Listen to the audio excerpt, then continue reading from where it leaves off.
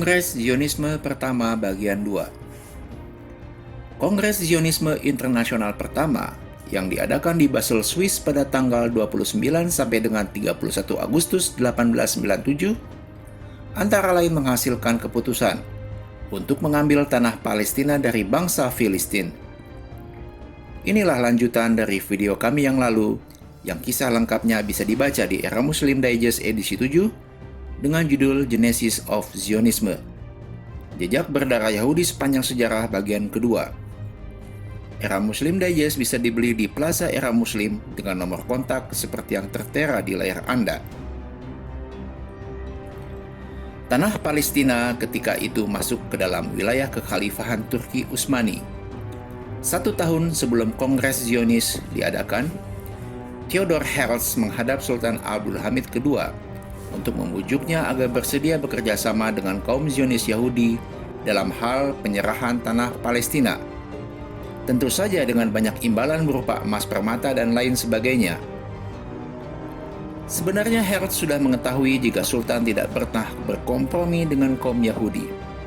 Namun Herzl memberanikan diri menghadap Sultan dengan membawa satu janji yang sangat menggiurkan dari para pemilik modal Yahudi internasional yang berkenan memulihkan kas keuangan Turki Utsmani yang sedang kosong jika permintaannya dituruti. Namun di luar perkiraan Herzl, Sultan ternyata memang seorang pemimpin yang sangat tegas, seorang pemimpin yang begitu kuat memegang prinsip, bahkan dengan berani menolak mentah-mentah tawaran yang sangat menggiurkan sekalipun. Kepada Herzl, Sultan Abdul Hamid II berkata, "Jangan lagi engkau membicarakan soal ini. Saya tidak akan menyisihkan sejengkal pun tanah Palestina, karena tanah itu bukan milik saya tetapi milik umat Islam. Umat Islam berjuang untuk mendapatkan tanah itu dan menyuburkannya dengan darah mereka. Biarkanlah orang Yahudi menyimpan uang mereka yang berjuta-juta banyaknya di peti mereka. Bumi Palestina adalah tanah umat Islam." Herzl sangat tersinggung. Bapak Zionisme modern ini pun meninggalkan Turki dengan tangan hampa. Kegagalan ini kelak membuatnya berpikir untuk sesegera mungkin mengumpulkan para tokoh Yahudi dari seluruh dunia untuk membahas rencana dan strategi aksi yang lebih khusus dalam mencapai tujuan akhir, yaitu menjadikan bangsa Israel memiliki sebuah tanah airnya sendiri di tanah Palestina. Herzl kemudian teringat rencana yang telah dilontarkan oleh Albert Pike, seorang tokoh Illuminati yang sebelum kematiannya di tahun 1893. Albert Pike merupakan seorang jenderal Amerika Serikat yang direkrut oleh pemimpin revolusi Italia yang juga seorang Freemason bernama Giuseppe Mazzini, yang kemudian menjadi salah satu tokoh sentral dalam Illuminati. Di kemudian hari, Albert Pike juga membentuk Order of Knights of the Ku Klux Klan atau KKK yang melandasi gerakannya pada semangat rasialis untuk menghancurkan semua manusia berkulit hitam dan kulit berwarna. KKK didirikan di Nashville pada tahun 1867 dengan menggunakan lambang salib kesatria Malta.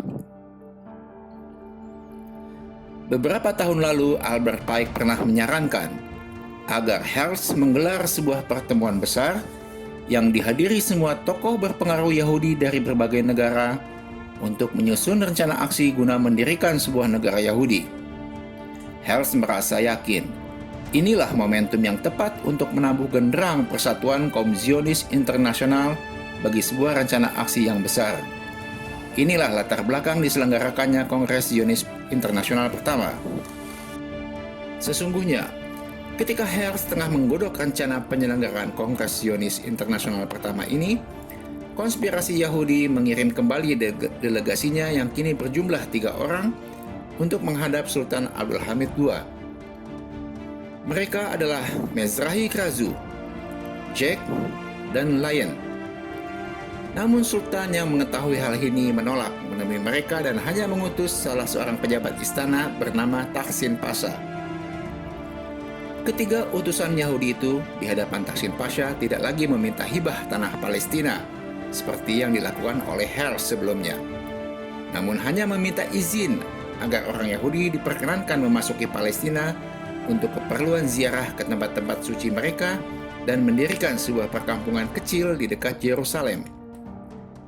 Jika permintaan ini disetujui Sultan, maka delegasi itu akan menyerahkan imbalan sebagai tanda terima kasih kepada Sultan, berupa janji akan melunasi seluruh hutang pemerintah, akan membiayai berdirinya armada laut yang lengkap dengan kapal-kapal perangnya demi menjaga kedaulatan Turki Utsmani, dan akan memberikan kredit besar uang emas tanpa bunga, guna memperkuat keuangan negara dan menghidupkan perekonomiannya.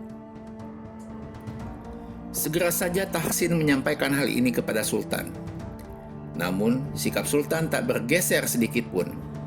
Kepada Tahsin, Sultan Abdul Hamid II dengan tegas menolaknya.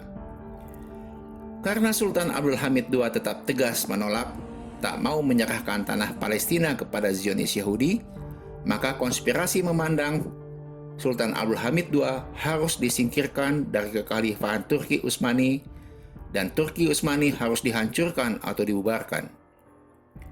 Di akhir kongres, Theodor Herzl menuliskan di dalam buku hariannya, "Kalau saya harus menyimpulkan apa hasil dari Kongres Basel itu dalam satu kalimat pendek, yang sungguh tidak berani saya ungkapkan kepada masyarakat, saya akan berkata, di Basel saya menciptakan negara Yahudi." Setelah kongres di Basel tersebut, pergerakan kaum Yahudi dunia bekerja menuju dua arah.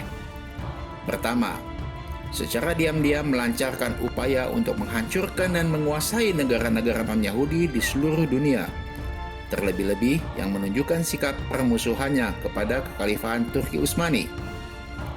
Kedua, mempersiapkan segala hal yang diperlukan bagi berdirinya sebuah negara Yahudi di Palestina.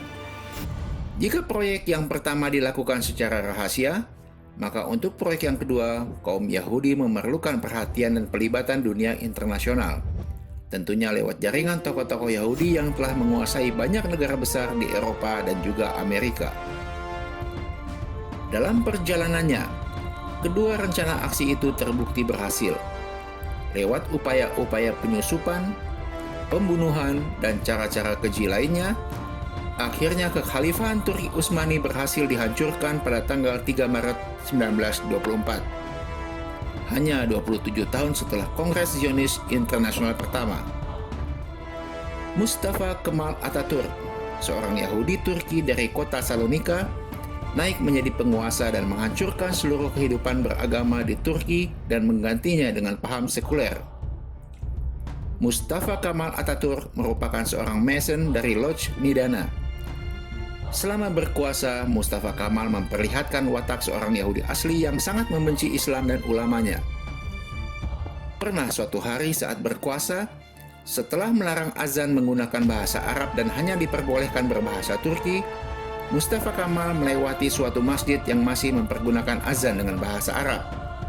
Seketika itu juga dirinya merubuhkan masjid itu.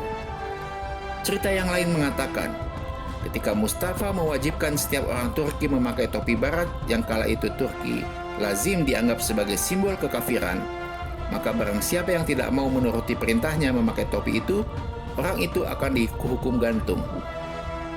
Hasilnya, banyak lelaki Turki yang digantung di tiang-tiang gantungan yang sengaja dibuat di tengah lapangan kantor-kantor pemerintahannya. Dan kita pun semua tahu, secara sistematis Zionis Yahudi menjajah tanah Palestina. Dan kini, tanah Palestina pun sudah dianggap oleh banyak negara sebagai negara Israel. Padahal, tanah Palestina adalah tanah milik bangsa Palestina dan umat Islam dunia, sampai kapanpun.